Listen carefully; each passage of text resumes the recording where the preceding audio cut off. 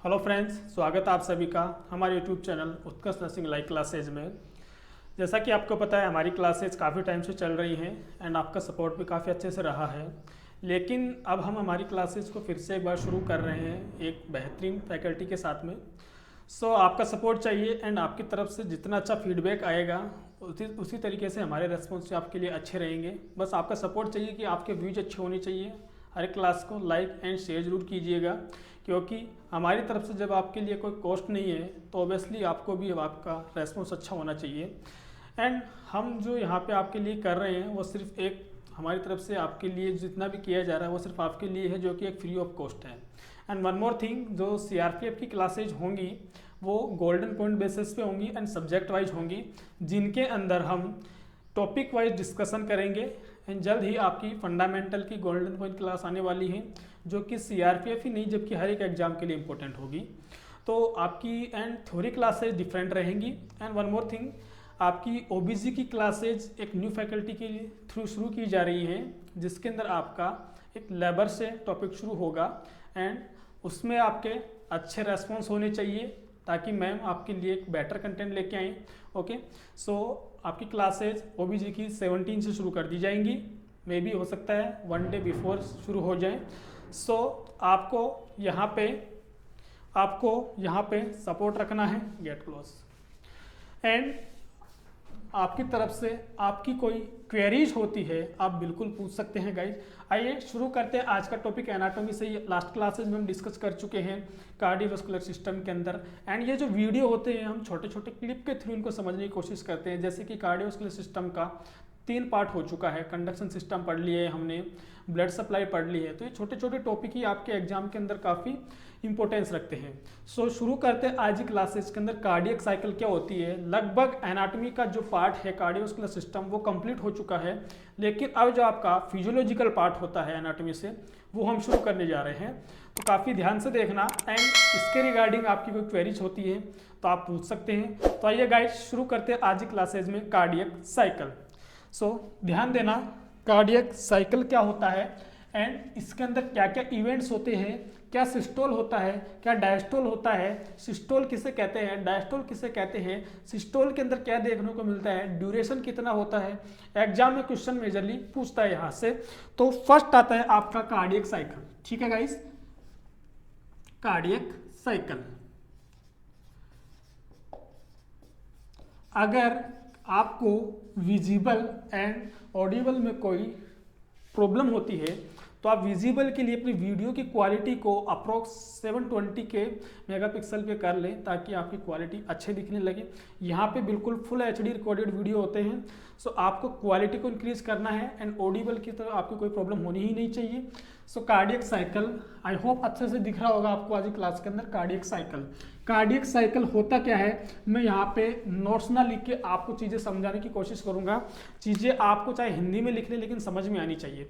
तो cardiac cycle क्या होता है कि एवरी हार्ट बीट, जो हार्ट की एक्टिविटी होती है उसे कार्डियक साइकिल कहते हैं। एवरी हार्ट बीट, मैंने एवरी हार्ट बीट मतलब कि हमारी नॉर्मल जो हार्ट रेट होती है वो 72 मानी जाती है, लेकिन अगर रेंज के अंदर बात करें तो 60 to 100 के बीच में इसको माना जाता है।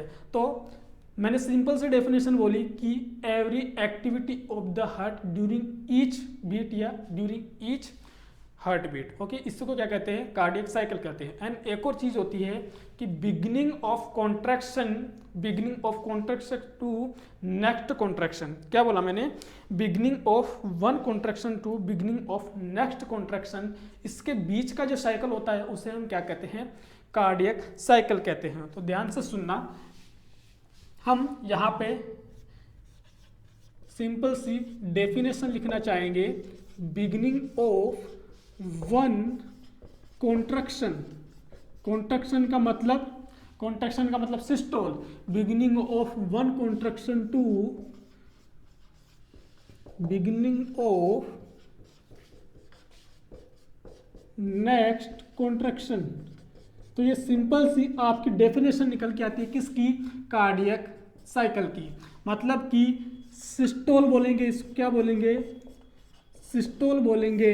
एंड ये आपका क्या हो गया, एक और सिस्टोल। अब सिस्टोल के बीच का जो ड्यूरेशन हुआ, मतलब कि एक सिस्टोल के बाद में दूसरा सिस्टोल तभी आता है जब बीच में क्या हो जाता है, डायस्टोल हो जाता है। एंड डायस्टोल मतलब कि ये जो ड्यूरेशन है इसी को आप बोलते हो क्या, कार्डियक साइकिल। शायद अभी भी समझ नहीं आया होगा, लेकिन अब जो इनके अंदर हम डिस्कस करने वाले हैं, हम बात करने वाले हैं सिस्टोल एंड डायस्टोल की। डेफिनेशन है, उसी के बेसिस पे आपके सामने चीज़ें निकल के आएंगी। तो शुरू करते हैं हम किसके बारे में, कि beginning of next contraction to beginning of one contraction to next contraction, उसको क्या कहते हैं, कार्डियक साइकिल कहते हैं। लेकिन इसके लिए आपको कुछ चीज़ें समझनी है, जैसे कि नॉर्मल हार्ट रेट कितनी होती है। तो मैंने भी लास्ट क्लास में समझाया था 60 to 100 बीट पर मिनट, जो कि ऐसे नोड इम्पल्स जनरेट करता है वन लाइन में 1 डिजिट में आंसर करना हो 72 बीट पर मिनट, ठीक है। एंड इसका जो duration of one cardiac cycle, question आते हैं एग्जाम में, duration of one cardiac cycle वो देखने को मिलता है 0.8 सेकेंड। बहुत बार क्वेश्चन पूछा जाता है एम्स के अंदर कि एक कार्डियक साइकिल का ड्यूरेशन क्या होता है, कितना होता है, 0.1 सेकेंड। अब क्वेश्चन ये आता है कि एक कार्डियक साइकिल में कौन कौन से इवेंट होते हैं। तो वन कार्डियक साइकिल की बात करें हम, वन कार्डियक साइकिल की बात करें, गाइस वीडियो अगर आप देख रहे हैं तो इसको अपने फ्रेंड्स ग्रुप में ज़रूर शेयर कीजिएगा, क्योंकि बहुत ही इंपॉर्टेंट लेक्चर है। यहाँ से क्वेश्चन बनता है, ऐसी चीज़ें जो आपको एक पेड कोर्स के अंदर मिलती हैं वही चीज़ें आपको फ्री में मिल रही हैं। तो आपको सिर्फ कुछ नहीं करना है, वीडियो को लाइक और शेयर करना है, एंड आपका कमेंट जरूर होना चाहिए लास्ट में, वीडियो के लास्ट में। तो वन कार्डियक साइकिल में क्या क्या इवेंट होता है, आइए जानते हैं। तो वन कार्डियक साइकिल में एक तो देखने को मिलता है क्या, सिस्टोल, एक देखने को मिलता है डायस्टोल, ठीक है। सिस्टोल एंड डायस्टोल, ये दो चीजें देखने को मिलती हैं। सिस्टोल क्या होता है, वेंट्रिकल का कॉन्ट्रैक्शन करना, मतलब या सिंबल से लिख सकता हूं कॉन्ट्रैक्शन, एंड इसको हम कह सकते हैं रिलैक्सेशन,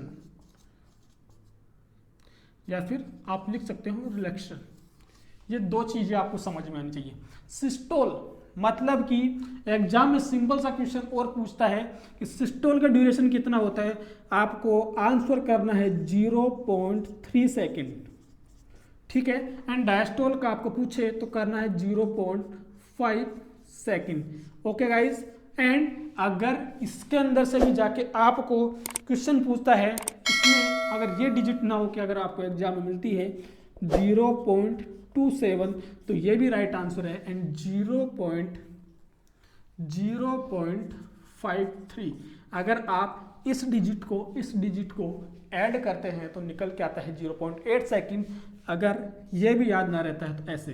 अब क्वेश्चन बनता है एग्जाम में कि मैक्सिमम जो कार्डियक साइकिल के अंदर जो मैक्सिमम इवेंट होता है वो कौन सा देखा जाता है, तो आप करना डायस्टोल वाला।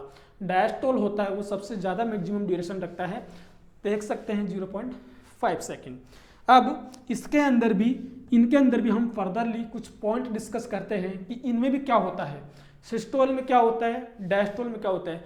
जिसको ये लेक्चर समझ में आ गया ना, उनको हार्ट साउंड क्या होती है वो समझ आ जाएंगी। और हार्ट साउंड के अंदर आपको पता होता है, एग्जाम में क्वेश्चन आता है कि कौन से इवेंट की वजह से S1 सुनाई देती है, S2 सुनाई देती है, S3, S4, जो कि इसका नेक्स्ट लेक्चर होगा। तो अब देखते हैं हम इसका जो नेक्स्ट पार्ट है कि सिस्टोल में क्या क्या देखने को मिलता है एंड डायस्टोल में क्या देखने को मिलता है। तो आपने नाम तो सुना ही होगा, सिस्टोल के अंदर या डायस्टोल में आइसोमेट्रिक या आइसोवॉल्यूमेट्रिक कॉन्ट्रैक्शन, जिसको हम क्या कहते हैं, सिस्टोल कहते हैं। मतलब कि सिस्टोल का मतलब क्या, कॉन्ट्रैक्शन। तो सिस्टोल एंड डायस्टोल के दोनों के अंदर अलग अलग इवेंट देखेंगे। सिस्टोल में क्या देखने को मिलता है, इसमें पहला आता है आइसोमेट्रिक कॉन्ट्रैक्शन, या फिर इसके लिए आप लिख सकते हो ये ना दे के आपको दे दे आइसोवोल्यूमेट्रिक कॉन्ट्रैक्शन। एंड दूसरा इसमें देखने को मिलता है इजक्शन पीरियड।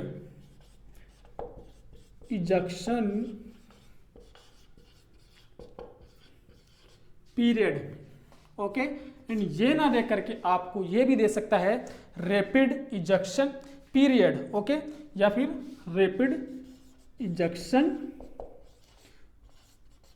तो ये आपको नाम ध्यान होना चाहिए। सबसे पहले तो ये ध्यान रहेंगे तो आप इनके इवेंट समझ पाओगे, एंड नाम से ही हम इसके अंदर डिस्कस कर लेंगे कि इनके अंदर क्या क्या होने वाला है। ठीक है, तो ये सब चीज़ें किस में होने वाली हैं, 0.3 सेकेंड में सिस्टोल में होंगी। क्या क्या, आइसोमेट्रिक कॉन्ट्रैक्शन, दूसरा इजेक्शन पीरियड। ठीक है, आइए पहले इन्हीं को समझ लेते हैं, फिर हम डिस्कस करते हैं डायस्टोल के बारे में। ठीक है गाइस, तो अब हम यहाँ पे इनको डिफरेंट तरीके से डिस्कस करते हैं। तो हम इसको अपोजिट साइड में लिख लेते हैं। ठीक है, सबसे पहले आपका कौन सा होगा, आइसोवोल्यूमेट्रिक कॉन्ट्रैक्शन। ठीक है गाइस, देखो आपके सामने एक डायग्राम बना रहा हूं मैं।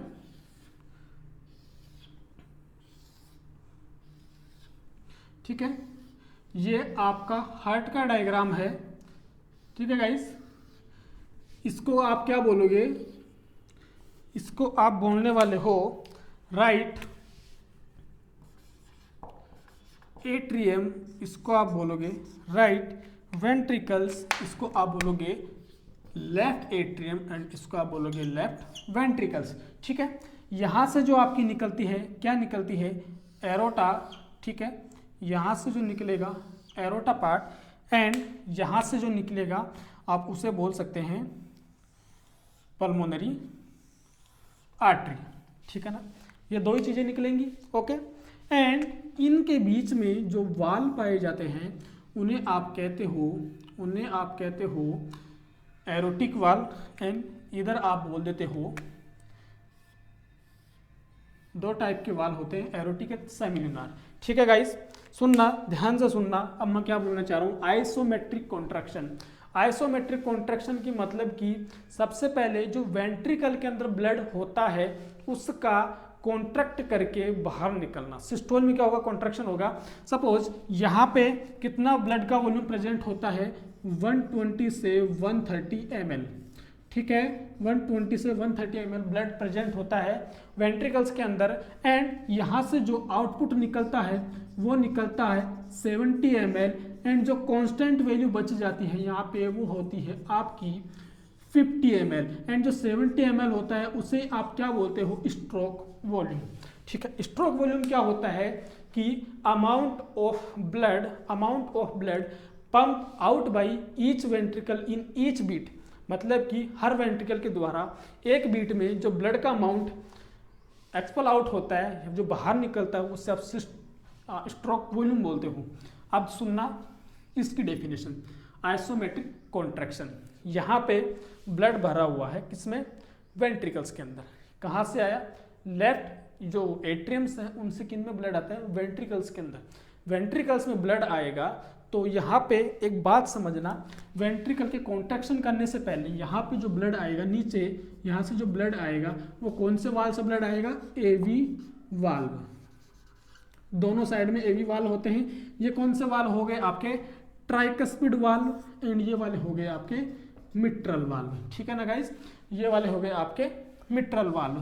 तो आपको क्या बोला मैंने कि एट्रियम से ब्लड का वेंट्रिकल में आना, मतलब कि एवी वाल्व का ओपन होना। तो सुनिए ध्यान से, एक लाइन लिख रहा हूं, बिगिनिंग ऑफ कॉन्ट्रैक्शन,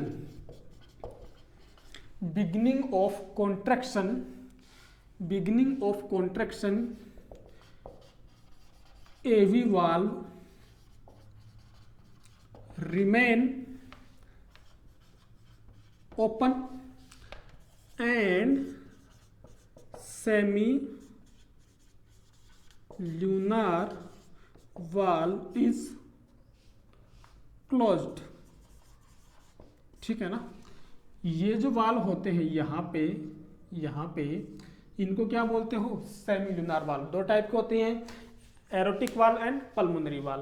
तो ये क्या होंगे, क्लोज होंगे। क्यों क्लोज होंगे, एक बात बताओ यार, ये वाला क्लोज है, ये भी क्लोज है, तो ब्लड तो यहाँ से बाहर निकल जाएगा, वैल्यू क्या पे कांस्टेंट रही। फिर आपकी जो एरोटा होता है उनके अंदर ब्लड पंप क्या होगा, क्योंकि वो तो कंटिन्यू निकल रहा है, इसलिए इनका बंद होना जरूरी है, इसका खुला होना जरूरी है। तो आपका सेमिलुनर वाल तो क्लोज होगा एंड एवी वाल ओपन रहेंगे, ठीक है। ये किससे पहले होगा, कॉन्ट्रैक्शन से पहले। लेकिन जब ये कॉन्ट्रैक्ट करेगा वेंट्रिकल्स, यहाँ पे ब्लड कितना आ गया 130 ml, ठीक है। अब ये क्या करेगा, इसके अंदर क्या होगा, कॉन्ट्रैक्शन स्टार्ट होगा, क्योंकि आपका जो वेंट्रिकल होता है वो ओवर स्ट्रेनिंग की वजह से ओवर स्ट्रेच ना हो, जिसके प्रिवेंशन के लिए उसमें क्या होता है, एक कॉन्ट्रैक्शन देखने को मिलता है। ओनली क्या करेगा, यहाँ पे कॉन्ट्रैक्शन होगा, ठीक है गाइस, जिसकी वजह से एवी वाल्व की बल्जिंग देखने को मिलती है। कैसे, यहाँ पे क्या हुआ, ब्लड आया, ठीक है। अब ब्लड आया तो वेंट्रिकल क्या करेगा, कॉन्ट्रैक्ट करेगा। अब इसको मैं हटा देता हूँ ताकि आपको ये डायग्राम अच्छे से समझ आ जाएगा, ठीक है ना। ये यहाँ पे ब्लड कंटिन्यू आ रहा था, यहाँ पे ब्लड कंटिन्यू आ रहा था, ठीक है, जिसकी वजह से जो मायोकार्डियम होती है अंदर की, जिसके अंदर एक खिंचाव देखने को मिलता है, ठीक है ना। आप किसी चीज़ में उसके लिमिट से ज़्यादा तो पानी नहीं डाल सकते, लेकिन जब उसमें आप डालने लगोगे तो कॉन्ट्रैक्शन क्रिएट करता है, अपोजिट फोर्स, जिसकी वजह से क्या होती है, ये वाल ऊपर की तरफ क्लोज हो जाता है, जिसकी वजह से क्या हुआ, अब ये वाल ऊपर की तरफ क्लोज होगा, जिसकी वजह से आपके एवी वाल होते हैं वो एट्रियम की तरफ शिफ्ट हो जाएंगे एंड इनमें क्या देखने को मिलेगा, क्लोजिंग देखने को मिलेगी, जिससे यहाँ पे आपको एक इवेंट देखने को मिल सकता है जिसे आप कहते हो क्लोजर ऑफ एवी वाल्व। तो क्या लिख सकते हो, beginning of contraction, at the beginning of contraction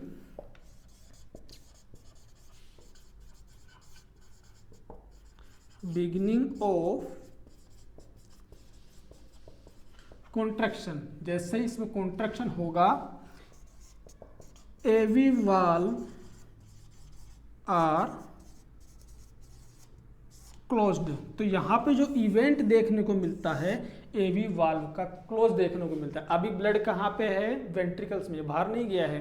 तो मैंने यही बात बोली है, आइसोमेट्रिक कॉन्ट्रैक्शन, आइसोवोल्यूमेट्रिक कॉन्ट्रैक्शन में क्या होगा, जब ये कॉन्ट्रैक्ट करेगा तो ये वाल्व क्या होंगे, ऊपर की तरफ शिफ्ट होंगे, जिनको क्या कहते हैं, बल्जिंग कहते हैं, जिसकी वजह से एवी वाल्व क्लोज देखने को मिलते हैं। एग्जाम में क्वेश्चन आता है S1 साउंड कब देखने को मिलते हैं, जब एवी वाल्व का क्लोज हो जाते हैं, उससे आप S1 साउंड कहते हो, जिसे आप नाम देते हो लब, ठीक है गाइज, जिसे आप नाम देते हो लब। इसका नेक्स्ट पार्ट होगा हर्ट साउंड, तो आपको यहाँ पे थोड़ा बता रहा हूँ आइडिया, ठीक है। तो आपको समझ आया कि जो फर्स्ट हर्ट साउंड होती है वो कैसे सुनाई दी, यहाँ पे कॉन्ट्रैक्शन की वजह से और एवी वाल्व के क्लोज होने की वजह से। तो आपका क्या हुआ यहाँ पे, फर्स्ट स्टेप, मतलब कि क्या हुआ, आइसोमेट्रिक कॉन्ट्रैक्शन के अंदर आपका जो होता है यहाँ पे आइसोवोल्यूमेट्रिक कॉन्ट्रैक्शन हुआ, जिसकी वजह से एवी वाल्व का क्या होना, क्लोज होना। एंड अब इसके बाद जो नेक्स्ट स्टेप आती है वो आती है इजेक्शन पीरियड। तो यहाँ पे ये चीज़ इंपॉर्टेंट ध्यान रखना,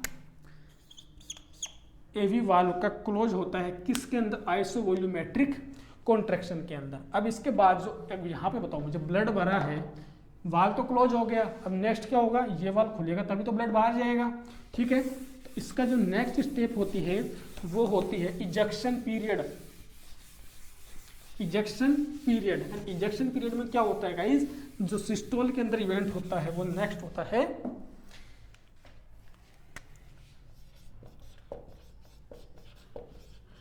ejection period.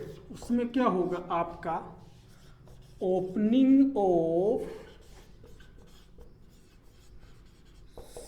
Semi lunar valve, semi lunar valve की ओपनिंग होना, जिसकी वजह से क्या होगा, यहाँ पे जो ब्लड था वो क्या आएगा, बाहर आएगा। कितना आएगा, 70 ml। तो ध्यान रखना इस चीज को, 70 ml ब्लड बाहर आएगा, कहाँ से, वेंट्रिकल से, एंड रिमेन कितना रह जाएगा, 50 ml।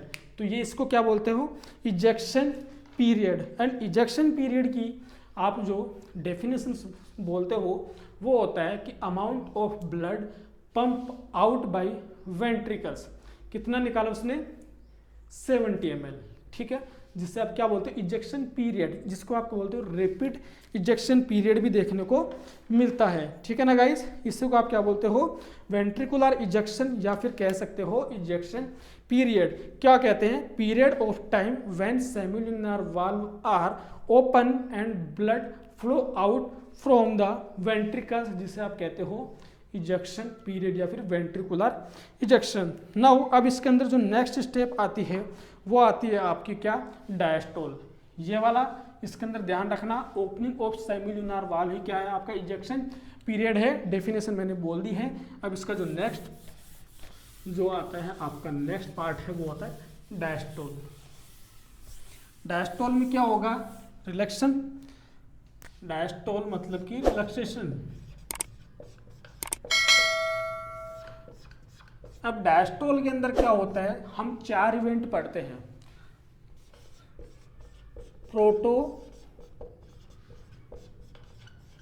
प्रोटोडायस्टोल,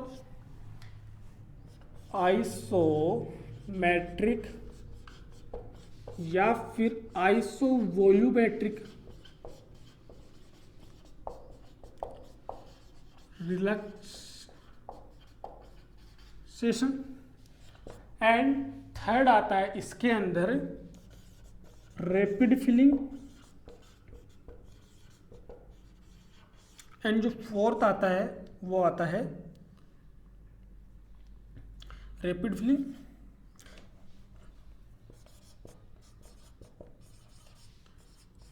एट्रियल सिस्टोल, ठीक है ना गाइस।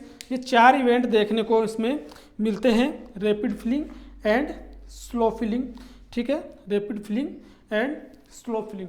इसके अंदर एक और इवेंट देखने को मिलता है जिसको आप स्लो फिलिंग बोलते हो, लेकिन इसका इम्पोर्टेंस कुछ ज़्यादा नहीं होता है। आपके जो मेन इवेंट देखने को मिलते हैं ये 4 देखने को मिलते हैं, first, second, third, fourth, fifth. तो ये जो इतना इम्पोर्टेंस नहीं रखता है, लेकिन इसके बारे में भी आपको नॉलेज होना जरूरी है, ठीक है। स्लो फिलिंग, तो ये 4 से 5 टाइप के इवेंट देखने को मिलते हैं डायस्टोल के अंदर। इन इवेंट्स के बारे में आप समझते जाना। प्रोटो डायस्टोल का मतलब क्या होता है, डायस्टोल मतलब कि किसका रिलैक्स होना, रिलैक्स होंगे आपके वेंट्रिकल्स, एंड वेंट्रिकल्स रिलैक्स होंगे जिसकी वजह से आपका ब्लड किस में फिलअप होना शुरू हो जाएगा, एट्रियम के अंदर। क्योंकि अगर इनकी स्ट्रेचिंग रहेगी तो एट्रियम तो फिल ही नहीं होंगे ना, क्योंकि ब्लड कहाँ से आता है, एट्रियम से वेंट्रिकल्स में आता है। लेकिन यहाँ पे क्या होगा, प्रोटोडायस्टोल के अंदर आपके वेंट्रिकल्स के अंदर प्रेशर ज़्यादा था जिसकी वजह से ब्लड यहाँ बाहर आ रहा था, लेकिन अब वेंट्रिकल रिलैक्स होते हैं जिसकी वजह से यहाँ पे जो ब्लड था, कहाँ पे, एरोटा में, यहाँ पे जो ब्लड गया था बाहर, एंड पल्मोनरी आर्टरी में ये जो ब्लड गया था, इसके रिलैक्स होने की वजह से, इसके रिलैक्स होने की वजह से ये पीछे आएगा, बैक फ्लो होगा। बैक फ्लो होने की वजह से ये जो वाल्व इसके कॉन्ट्रैक्शन की वजह से खुले थे, अब ये वाल्व क्या होना शुरू हो जाएंगे, इस ब्लड के बैक फ्लो आने की वजह से बंद होंगे, जिसके अंदर क्या होता है, semilunar valve close, semilunar valve closed. कौन से इवेंट में, प्रोटोडायस्टोल के अंदर आपके कौन से वाल्व की क्लोजिंग देखने को मिलती है, सेमिलुनर वाल्व की। क्यों देखने को मिलती है, सुन लेना ध्यान से। इसके रिलैक्स होने की वजह से इन दोनों आर्टरीज से ब्लड बैकफ्लो आता है, जो कि यहाँ पे वाल्व के ऊपर प्रेशर क्रिएट करता है, जिसकी वजह से आपको साउंड सुनाई देती है S2। क्यों सुनाई देती है, due to closure of semilunar valve. यही क्या है आपका यहाँ पे S2 साउंड को क्रिएट करवाता है। क्यों, क्योंकि ब्लड अब नीचे आ रहा है रिलैक्सेशन की वजह से। अब सिंपल सी बात है, ये आपका रिलैक्स हो चुका है, ब्लड यहाँ पे आ रहा है, लेकिन जो ब्लड वहाँ पे गया था बाहर, जो आपका वीनस रिटर्न आ रहा था, कहाँ पे, एट्रियम में तो आ रहा था आपका वीनस रिटर्न, राइट एट्रियम में, एंड लेफ्ट एट्रियम में जो आ रहा था आपका ऑक्सीजनेटेड ब्लड, ठीक है, एंड ये CO2 वाला आ तो रहा है एट्रियम में ही कहीं ना कहीं से। तो ये जो ब्लड आया है वो अब क्या करेगा, यहाँ पे आइसोमेट्रिक जो रिलैक्सेशन हुआ है वेंट्रिकल्स के अंदर, तो क्या होगा, ये जो ब्लड यहाँ से नीचे आना शुरू होगा। कैसे, सुनो ध्यान से। यहाँ पे क्या होता है, ये ब्लड आया इसमें, ठीक है, ये जो ब्लड आया यहाँ पे आया कंटिन्यू, तो ये क्या करेगा, एवी वाल्व जो स्टार्टिंग में जो क्लोज हुए थे किसकी वजह से, आइसोमेट्रिक कॉन्ट्रैक्शन की वजह से, ये आके इस पे फोर्स क्रिएट करता है, इन वाल्व्स के ऊपर फोर्स क्रिएट करता है ये ब्लड। तो यहाँ पे क्या होगा, ये वाल्व नीचे की तरफ शिफ्ट हो जाता है इस तरीके से नीचे की तरफ। तो क्या होगा, ओपनिंग ऑफ एवी वाल्व, किसमें, आइसोमेट्रिक रिलैक्सेशन के अंदर, क्योंकि ब्लड ने क्या किया, फोर्स क्रिएट किया, ओपनिंग ऑफ एवी वाल्व। कैसे, वो मैंने आपको बताया है, क्योंकि जो रिटर्न आ रहा है एट्रियम की जो फीलिंग्स हो रही है, यहाँ पे एवी वाल्व के ऊपर प्रेशर क्रिएट हो रहा है, जिसकी वजह से आपका ब्लड किस में आने के लिए रेडी होगा, वेंट्रिकल्स में। अब सुनो, जो ब्लड यहाँ पे प्रेशर क्रिएट किया उसने क्या कर दिया, ओपनिंग ऑफ एवी वाल्व, तो ब्लड अब कहाँ से कहाँ आएगा, एट्रियम से वेंट्रिकल्स के अंदर, दोनों जगह से। तो यहाँ पे क्या हुआ, रैपिड फिलिंग किसकी, वेंट्रिकल्स की। किसकी फिलिंग हुई, वेंट्रिकल्स की, जिसके अंदर आपको मैंने बताया था कितना ब्लड रहता है, 120, कांस्टेंट कितना था, 50। अब आना कितना है यहाँ पे, टोटल 120 ml ब्लड, मतलब कि 50% कांस्टेंट था। सपोज कीजिए यहाँ पे 0 ब्लड है, 0%, मतलब कि 120 ml ब्लड होना चाहिए था। सपोज कीजिए कोई स्टेज थी जहाँ पे वहाँ पे कुछ भी ब्लड नहीं था, तो यहाँ से इसमें ब्लड मान लीजिए यहाँ पे 0 था, 0 ब्लड था, लेकिन अब आपको कितना ब्लड डालना है, 120 से 130 ml ब्लड भरना है यहाँ पे। तो क्या होता है, इसमें 70% जो ब्लड होता है वो कब आ जाता है, आपका रैपिड फिलिंग के टाइम में। लगभग मैं कह सकता हूँ 100 से 110 ml जो ब्लड था वो कब आया, रैपिड फिलिंग के टाइम में। बच गया कितना, 20 से 30 ml, ठीक है, कितना बच गया, 20 से 30 ml। अब वो जो ब्लड आता है 20 से 30 ml, लगभग इसमें से कुछ वॉल्यूम, लगभग मैं कह सकता हूँ 10 से 15 ml, वो कब आता है, स्लो फिलिंग के अंदर, 10 से 15 ml, ठीक है। 70% ब्लड तो किससे आया, रैपिड फिलिंग की वजह से। फिर उसका कुछ अमाउंट थोड़ा बहुत वो 10 से 20 ml किस में आ गया, स्लो फिलिंग। लेकिन आपको पता है ब्लड कितना भरना है वहाँ पे, 130 ml।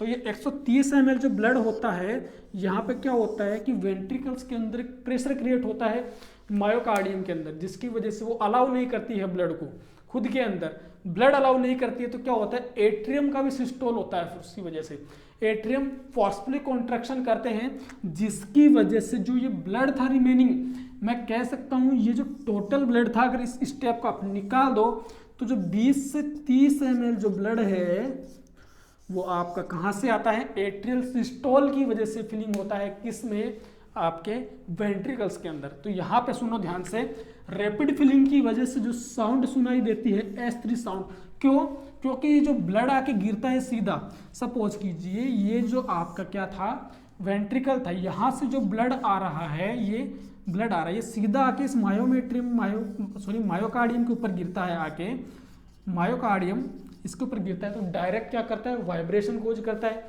मायोकार्डियम के अंदर, जिसकी वजह से जो साउंड प्रोड्यूस होती है वो होती S3, जिससे आप नाम देते हो वेंट्रिकुलर गैलप साउंड। समझाऊंगा साउंड्स में, ठीक है। वो इसीलिए सुनाई देती है क्योंकि रैपिड फिलिंग की वजह से ब्लड सीधा मायोकार्डियम के आके टच होता है।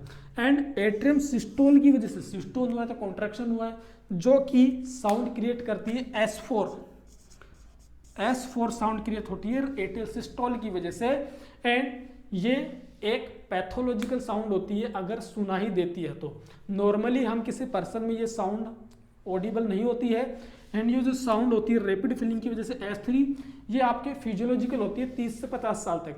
अगर आफ्टर 50 ईयर्स इसको आप ऑडिबल होती है तो ये एक पैथोलॉजिकल साउंड होती है जो कि नॉर्मली सुनाई नहीं देनी चाहिए, जो हम एक साउंड्स के अंदर इसको हम डिस्कस करेंगे। तो मैंने आपको यहाँ पे समझाने की कोशिश की है यहाँ पे कि क्या क्या होते हैं, आपका सिस्टोल क्या होता है, डायस्टोल क्या होता है। सिस्टोल के अंदर आपसे क्वेश्चन करते हैं एग्जामिनर, एक्सेप्ट में एंड डायस्टोल में। एक्सेप्ट में तो आपको इवेंट याद होने चाहिए जो इन दोनों स्टेज में होते हैं, ठीक है गाइस। अब कुछ यहाँ पे हम इंपॉर्टेंट पॉइंट जो की पॉइंट्स होते हैं वो डिस्कस कर रहे हैं, देन इसके बाद फिर हम आज की क्लास को फिनिश करेंगे। तो अब जो इंपॉर्टेंट की पॉइंट्स है वो क्या क्या है आइए देखते हैं, ठीक है गाइस।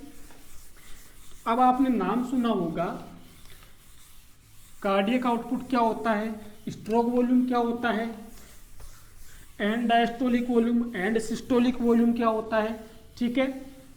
तो ये सब चीज़ें देखो। कार्डियक आउटपुट क्या होता है, डेफिनेशन लिख रहा हूं। कार्डियक आउटपुट,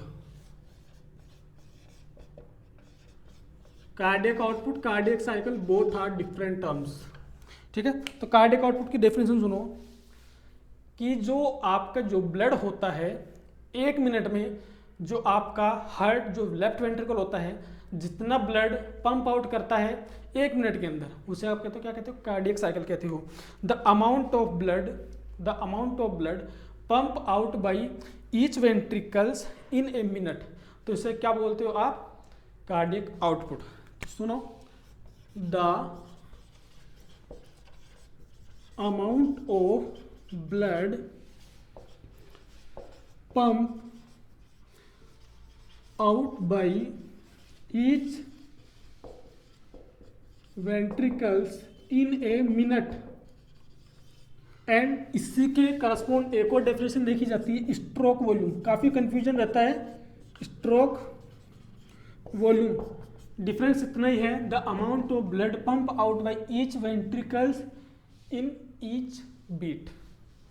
जब मिनट में था वो ईच बीट मतलब कि एक बीट, तो क्या कहते हैं कितना निकलता है, यह तो कितना हुआ आपका लगभग इसको आप लिख सकते हो 5000 से 5500 ml, ठीक है, अप्रोक्स वैल्यू है। जबकि यह क्या हुआ, इन ईच बीट के अंदर बाई लेफ्ट वेंट्रिकल्स कितना होता है, 70 ml होता है, ठीक है। दो टर्मिनोलॉजी हो रहे हैं जो आप सुनना, दो हो रहे, एक आता है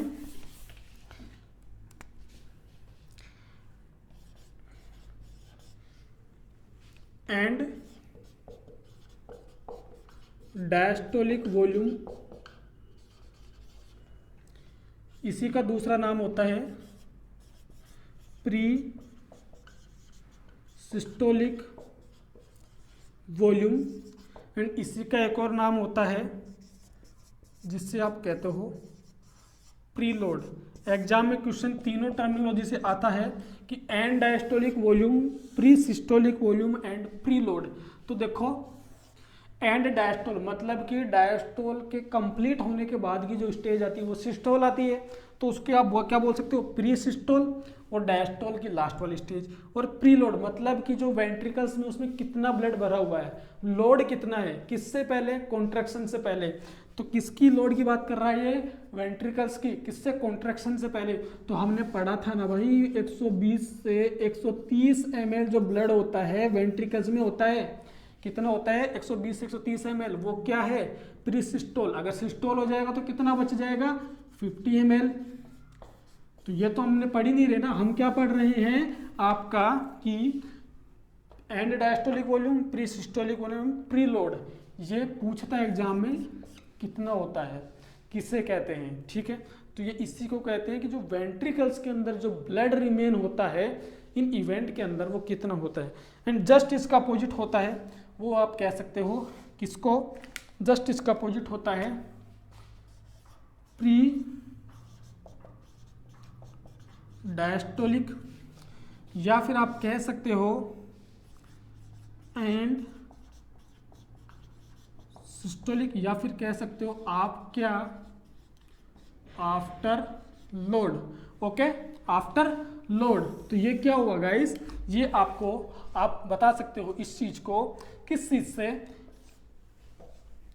and diastolic and systolic pre diastolic and systolic after load. अब प्री डायस्टोलिक मतलब कि सिस्टोल खत्म हुआ था तभी डायस्टोलिक शुरू हुआ, एंड सिस्टोल खत्म हुआ था मतलब कि कितना ब्लड गाइस 50 ml, क्योंकि 70 ml क्या हुआ था, बाहर चला गया था।